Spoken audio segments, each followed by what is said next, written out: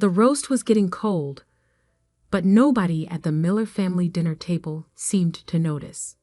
They were too busy dissecting my latest failure. A bank teller, Michael? Really? My father's voice dripped with disdain as he cut into his meat. 4 years at Stanford Business School to become a bank teller. I took another sip of wine, letting the expensive Bordeaux, which I'd brought but nobody had acknowledged, roll across my tongue. At 32, I'd learned that silence was often the best response to these Sunday dinner interrogations. Your brother's making partner at his law firm, Mom chimed in, right on cue. And your sister just closed that huge real estate deal in Miami. Ah, yes, the golden children. James with his prestigious law degree, and Sarah with her thriving real estate empire. The pride of the Miller family. It's actually personal banking advisor, I corrected quietly, knowing it wouldn't matter. Dad's fork clattered against his plate. Oh, excuse me, personal banking advisor, like that's any better. He leaned forward, his face flushing with familiar disappointment. Do you know what people say? Their faces when they ask what my Stanford graduate son is doing with his life. I did know. I knew exactly what people said, especially the board members of First Atlantic Bank, the institution where I worked as a supposedly humble advisor. The same board members who had no idea that I actually owned 71% of the bank through a complex web of holding companies and investment vehicles. Robert, maybe we should, Mom started, but Dad was on a roll. You're nothing but a disappointment, he sneered, jabbing his fork in my direction. All that potential wasted. We spent a fortune on your education. And for what? I thought about the document sitting in my office downtown. The loan application my parents had submitted to save their struggling manufacturing business. The same application that would cross my desk tomorrow morning, though they had no idea I controlled the bank's major lending decisions. I'm doing fine, Dad, I said softly. Fine. He barked out a laugh. You call this fine? Living in that tiny apartment, driving that 10-year-old car, working as a glorified clerk. The tiny apartment was actually a penthouse I owned through a shell corporation. The old car was deliberately chosen to maintain my cover. But they didn't need to know that. Not yet. At least James and Sarah had ambition. Mom added, shaking her head. They wanted to make something of themselves. I smiled, remembering the meeting I'd had last week with the partners of Wilson and Gray, the law firm where James was supposedly about to make partner. I'd acquired the firm 6 months ago, another quiet addition to my growing financial empire. The partners had been quite clear that my brother was actually nowhere near partnership track. You know what your problem is? Dad continued, warming to his favorite subject, my failures. You never think big picture. Never take risks. Always playing it safe with your little banking job. If he only knew, the little banking job was just the tip of the iceberg. Over the past decade, I'd built a financial services empire worth billions, all while maintaining the facade of a modest banking career. First Atlantic was just one of 17 banks I controlled across the country, along with investment firms, real estate companies, and yes, one prestigious law firm. Maybe you're right, I said, standing up. The weight of the moment, knowing what tomorrow would bring, made it hard to maintain my usual passive expression. Where are you going? Mom demanded. We're not finished with dinner.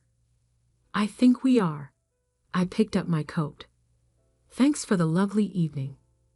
Running away again, Dad scoffed. Just like always. You're nothing but a disappointment. Yes, I heard you the first dozen times. I paused at the door, looking back at my family. You might want to keep your phone handy tomorrow. I hear banks can be pretty strict about loan applications these days. The confusion on their faces almost made me smile. Almost. Later that night, in my real office, the one that occupied the top floor of a downtown high-rise, I reviewed their loan application one final time.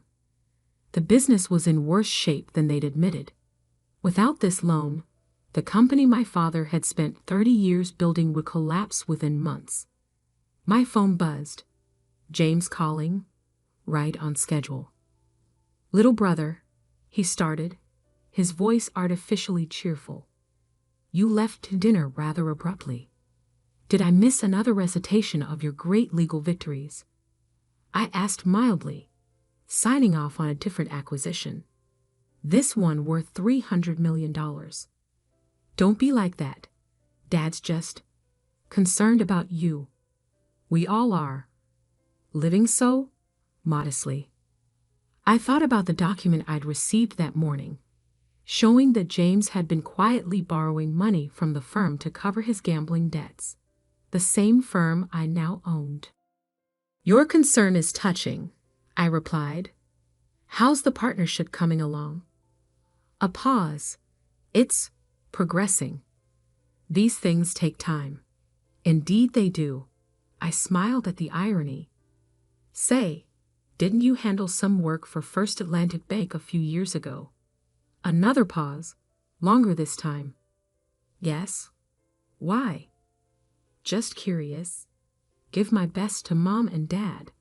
Tomorrow should be interesting. I hung up before he could respond, turning back to the loan application. With a single signature, I could save or destroy my family's legacy. The question was, after years of their constant criticism and dismissal, did I want to? The sun was setting over the city skyline as I made my decision. Tomorrow would change everything, for better or worse. The carefully constructed facade I'd maintained for a decade would finally crack. I picked up my phone and sent a text to Janet, my real executive assistant. Execute Protocol Omega. It's time. Her response was immediate. All set for tomorrow, sir. The documents are prepared. I walked to the window, watching the city lights blink to life one by one. In 12 hours, my family would learn the truth about their disappointment of a son. The bank teller who secretly controlled their financial fate. The irony would be spectacular. Monday morning dawned bright and clear. I arrived at First Atlantic's headquarters early, watching from my private elevator as employees filed into the building. None of them knew that the quiet personal banking advisor on the third floor was actually their boss. At precisely 9:00 a.m., Janet activated Protocol Omega. Every major executive at First Atlantic received an email announcing an emergency board meeting. Simultaneously, my family's loan application was escalated to priority status. My phone buzzed. Dad calling. Right on schedule. Michael? The bank just called about our loan application. They want us to come in immediately. I could hear the tension in his voice. The manufacturing company was his life's work, and its survival hinged on this loan. Really? I kept my voice neutral. That seems unusually fast. They said something about special instructions from the owner. Do you know anything about this? I'm just a bank teller, remember? I couldn't resist the small dig, but I'll see you when you get here. An hour later, I watched through my office's one-way glass as my parents were escorted into the building. They looked smaller somehow, more vulnerable than during last night's dinner. Mom was clutching her handbag like a shield. Dad's shoulders, usually squared with confidence, were tight with anxiety. They're here, Janet announced through the intercom, along with Mr. James Miller and Miss Sarah Miller.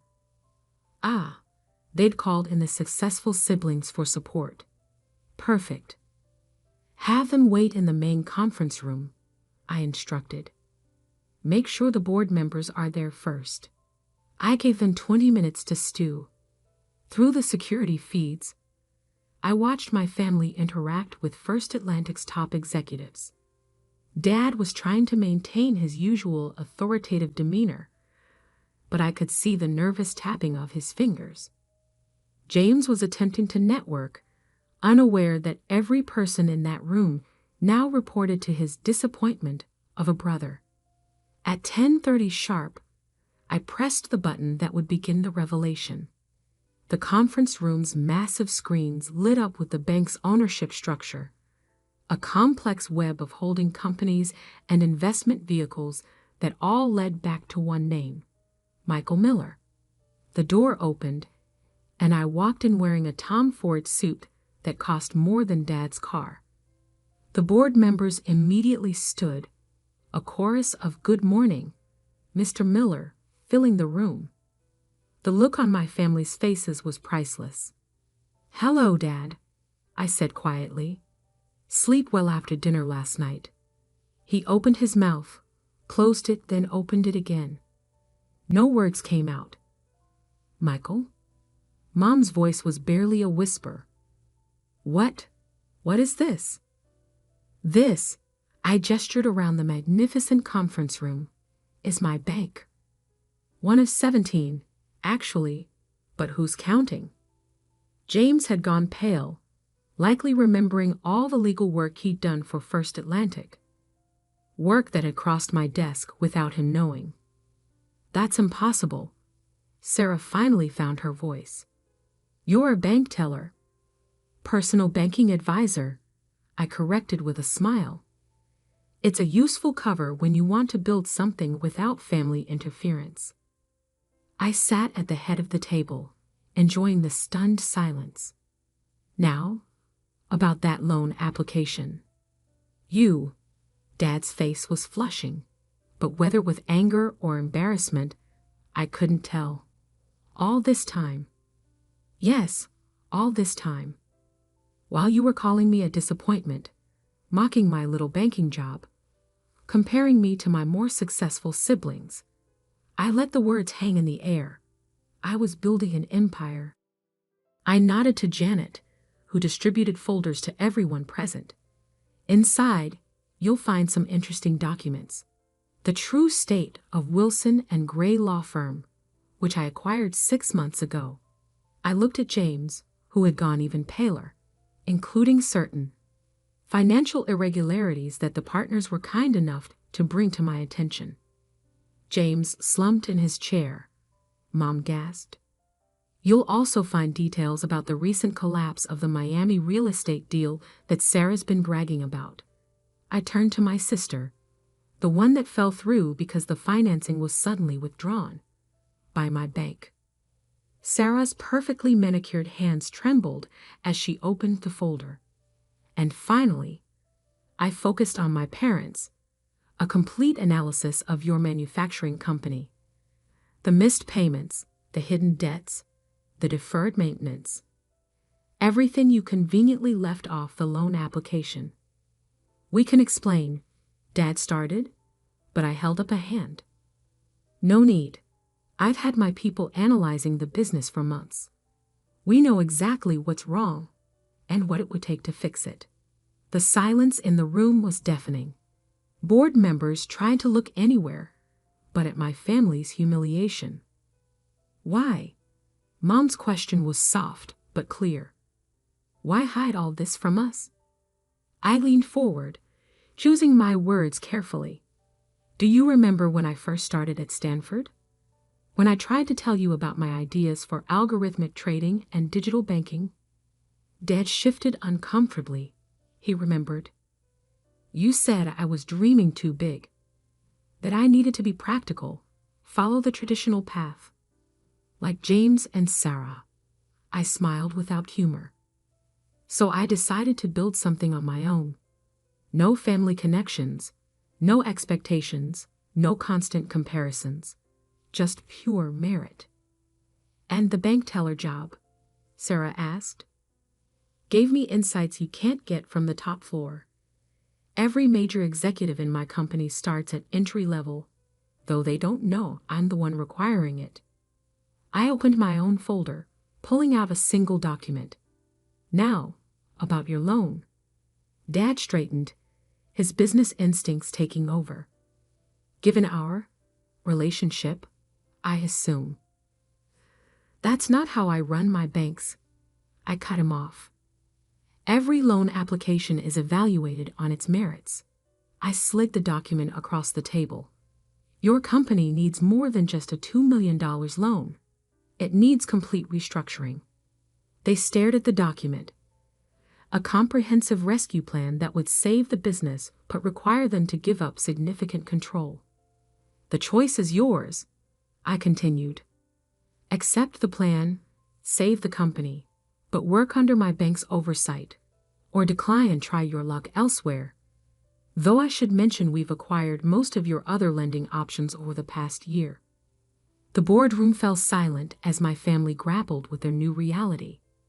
The son they dismissed as a disappointment now held their financial fate in his hands. I stood up, straightening my jacket. Take some time to discuss it. Janet will show you to a private room. Oh, and Dad? He looked up, still shell-shocked. About that Stanford education you paid for. Consider this its return on investment. The next few weeks were a study in shifting power dynamics. My family's carefully constructed hierarchy, with me at the bottom, had been shattered, replaced by something none of us quite knew how to navigate. Dad accepted the restructuring plan, of course. He didn't have a choice, not if he wanted to save his company. But watching him sign the papers, his hand trembling slightly, I felt no triumph, just a strange emptiness where satisfaction should have been. You could have told us, he said quietly after the signatures were done. All these years, would it have made a difference? I asked. Or would you have just found new ways to be disappointed? He had no answer for that. The changes came swiftly after that. My team of financial experts descended on Dad's company, implementing the restructuring plan with surgical precision. Every inefficiency was identified, every wasteful process eliminated. It was painful to watch him struggle with losing control, but necessary for the company's survival.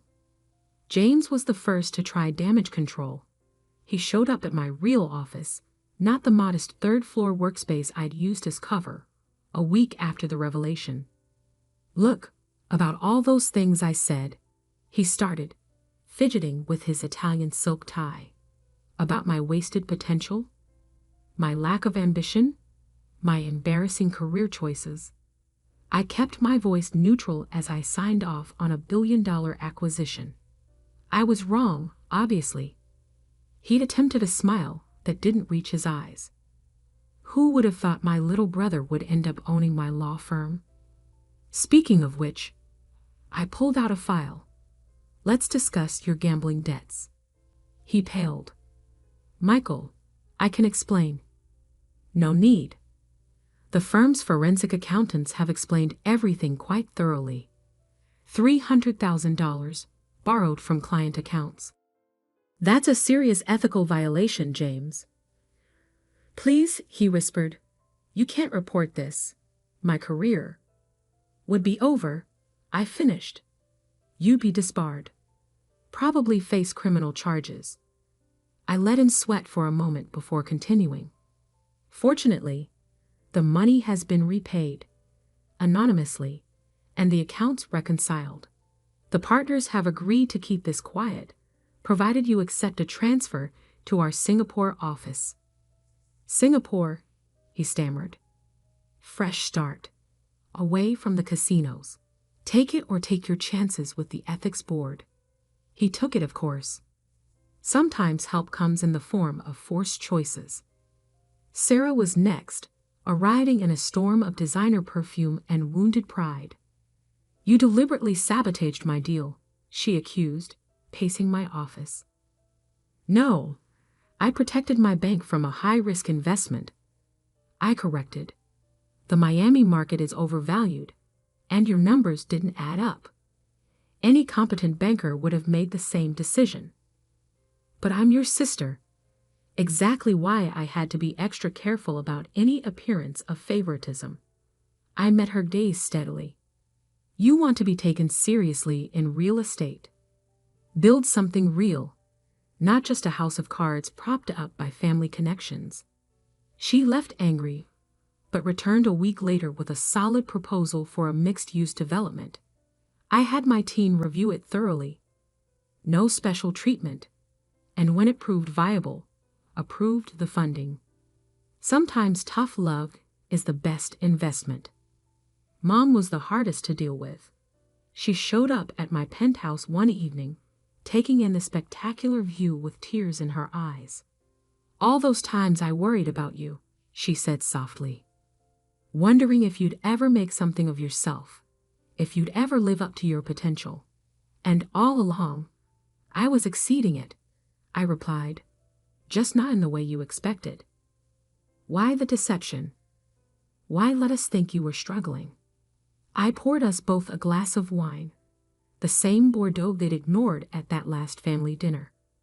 Remember when I was 10, and I won the state math championship? She nodded. Instead of celebrating, you and Dad immediately started talking about which competitions I should enter next, which achievements would look best for college applications. Every success just created pressure for the next one. We wanted you to excel, she protested. No, you wanted me to excel your way, on your terms, following your path. I sipped my wine. So I chose to build something away from all that pressure. Something that would succeed or fail based solely on its own merits. And now that we know, now we learn to be a family without the constant measuring and comparing, without the need to prove anything. The changes in our family dynamics came slowly, but steadily. Dad's company, under professional management, began to thrive. He gradually learned to be proud of its success without needing to control every decision. James found unexpected fulfillment in Singapore, away from his old enablers, and the pressure of living up to his own hype. He even met someone, a corporate lawyer who helped him face his gambling addiction. Sarah's development project succeeded on its own merits, teaching her the satisfaction of earning success rather than manipulating connections. She started mentoring young women in real estate, sharing lessons learned the hard way. Mom struggled the longest with our new reality, but eventually found her way to a different kind of maternal pride, one based on acceptance rather than expectations. As for me, I stepped out of the shadows, taking a more public role in my companies. The story of the secret banking empire made headlines for a while, but the media eventually moved on to newer sensations. 6 months after that fateful loan meeting, we had another Sunday dinner. Not at my parents' house this time, but at my penthouse. The conversation was different. Less comparison, more connection. Less judgment, more understanding. I have to ask, Dad said as we finished dessert, do you ever regret it? The years of hiding your success. I thought about it, looking around at my family. James, relaxed and healthy after months of therapy. Sarah, discussing her latest project with genuine passion rather than bragging. Mom, finally learning to listen instead of evaluate. No, I said finally. We all needed to learn some hard lessons. About success, about family, about what really matters. And what really matters? Mom asked softly. Not the size of your bank account or the impressiveness of your title, I replied, but the integrity of your work and the authenticity of your relationships. Later that night, after everyone had left, I stood at my window looking out over the city. My phone buzzed with a text from Dad. Thank you for saving my company and for teaching me what real success looks like. I smiled. thinking about the long journey from disappointment to this moment. Sometimes the greatest success isn't in proving others wrong, but in helping them grow right alongside you. My phone buzzed again. Janet, with news about another potential acquisition. Tomorrow, I'd go back to building my empire. But tonight, I savored something rarer. A family finally learning to see each other clearly, without the distorting lens of expectations. Sometimes the best revenge isn't revenge at all. It's the wisdom to know when to stop keeping score and start building bridges, even if those bridges are built with billion-dollar banks.